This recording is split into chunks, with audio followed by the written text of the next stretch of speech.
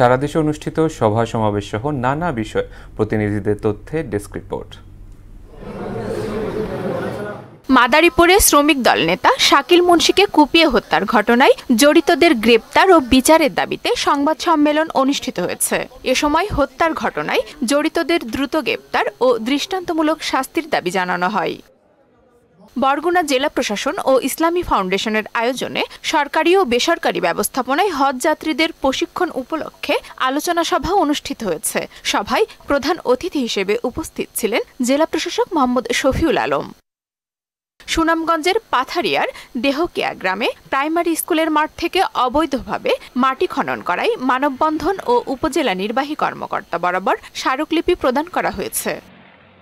বিশু উৎসব ও বাংলা নববর্ষ উপলক্ষে রাঙামাটিতে গুর্খা সম্প্রদায়ের উদ্যোগে গুর্খা সম্মেলন, গুণীজন সম্মাননা ও সাংস্কৃতিক অনুষ্ঠান হয়েছে। অনুষ্ঠানে প্রধান অতিথি ছিলেন জেলা প্রশাসক মোহাম্মদ হাবিবুল্লাহ।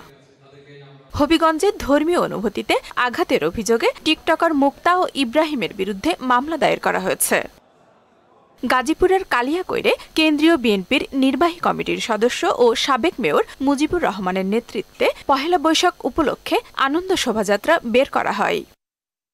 কুষ্টিয়ায় শেখ মোহাম্মদ সেলিমের ৮ম তিরোধান দিবস উপলক্ষে কুষ্টিয়ার কুমারখালীর দুর্গাপুরে নিজ বাসভবনে আলোচনা সভা ও দোয়ার আয়োজন করা হয়। মাদারীপুরের শিবচরে ছাত্রদলের পক্ষ থেকে এসএসসি পরীক্ষার্থী ও অভিভাবকদের মাঝে বিশুদ্ধ খাবার পানি ও খাবার স্যালাইন বিতরণ করা হয়।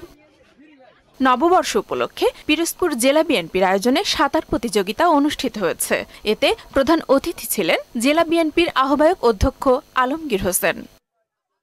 ফরিদপুরে বাংলা নববর্ষ উপলক্ষে বৈশাখের দ্বিতীয় দিনে আনন্দ শোভাযাত্রা ও গ্রাম বাংলার ঐতিহ্যবাহী লাঠি ও হাডুডু খেলা অনুষ্ঠিত হয়েছে। অনুষ্ঠানে প্রধান অতিথি হিসেবে উপস্থিত ছিলেন বিএনপির কেন্দ্রীয় সাংগঠনিক সম্পাদক শামা ওবায়েদ ইসলাম রিঙ্কু। আফরিন পপি, মোহনা সংবাদ।